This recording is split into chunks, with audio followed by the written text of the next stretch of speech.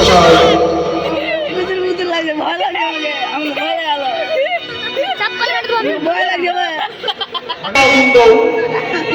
এই প্রজাবৃন্দ সুখে আমি সুখী, এই প্রজাবৃন্দের দুঃখে আমি দুঃখী।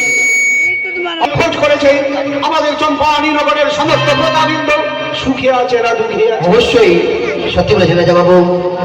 আপনার অববর্তমানে আমি এবং মন্ত্রী মশাই ভালোভাবে আপনার এই সারাটি চম্পকনগর আমরা ভালোভাবে দেখাশোনা করেছি এবং প্রজাদের ভালোভাবে আচরণ ব্যবহার আমরা তাই করেছি বাবু। ধন্য ধন্য আপনাদের কার্য দেখে আমি নিশ্চিত হলাম যে আমার রাজ্য চম্পারী নগর এক সুখের রাজ্য, সমস্ত পৃথিবীতে একটি দৃষ্টান্ত হয়ে দাঁড়িয়ে রাখতে হবে। বলুন মহারাজ, আপনাকে যে কাজ দেওয়া হয়েছে, আমার অবর্তমানে আমি যখন দক্ষিণ ভারতের বাণিজ্য গিয়েছিলাম, সেই বাণিজ্য থেকে ফিরে আসার পর আমি তো কোনো খোঁজ খবর নিতে পারিনি। মন্ত্রী মশাই এবং আমাদের মাননীয় সেনাপতি মহাশয় আপনার সঙ্গে কোনো দুর্ব্যবহার সুব্যবহার করেছে তো? হ্যাঁ, তারা সুব্যবহারই করেছে মহারাজ। আয় হবে সাধু। জয় হোক মহারাজের জয় হোক, জয় হোক মহারাজের জয় হোক।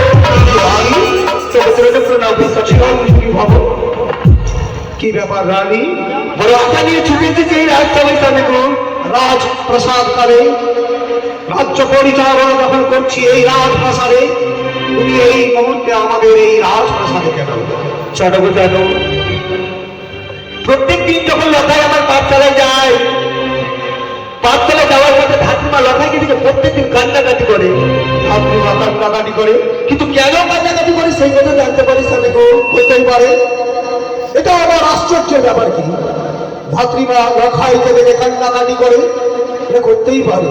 তার হয়তো বুঝি সন্তান নেই, লখাইকে দেখে আর মনে হয় জাগে সন্তানের যে বিরহ বেদনা, তাই তো বুঝি লখাইকে দেখে তার কান্না পায়।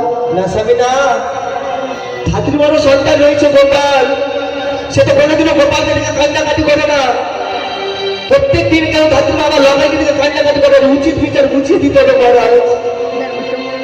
সোনাকা সাধু, তুমি জানো না আমাদের এক এক করে ছয় ছয়টি পুরো ইতিপূর্বে মারা গেছে এই কুশক্তি কারণ সরকার হাতে। তাই বুঝি একমাত্র লখাইকে দেখে আর বলে দুশ্চিন্তা হয়, এরা আমাদের ফাঁকি দিয়ে চলে যাবে না? সে করতেই পারে, হতেই পারে। এটা নিয়ে দুশ্চিন্তার কি আছে? জানো জানো, যখন লক্ষ্মীবাবু চম্পকনগরে জন্মগ্রহণ করেছিল, ধাত্রীমা এসেছিল আমাকে নিয়ে। যখন ধাত্রীমা আমাদের চম্পক পরিত্যাগ করে ছুটে যায় নিজেকে নিয়ে, যাওয়ার সময় আমাকে বলে দিয়েছিল, ওরে রানীমা, তোমার একমাত্র দুর্লভ লক্ষ্মীদেরকে তুমি তোমার অঞ্চল দিয়ে ঢেকে রাখবে। অঞ্চল দিয়ে ঢেকে রাখবে? হ্যাঁ, কিন্তু কেন সেই কথা ধাত্রীমা আমায় বলে যায়নি স্বামী গো। তাহলে সপ্তম ভাবন করতে হয়।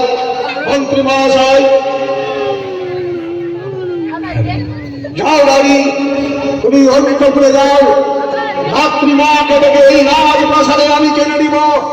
লক্ষিন্দরকে দেখে ধাত্রীমাকে আমি আসি। সেনাপতি মহাশয়,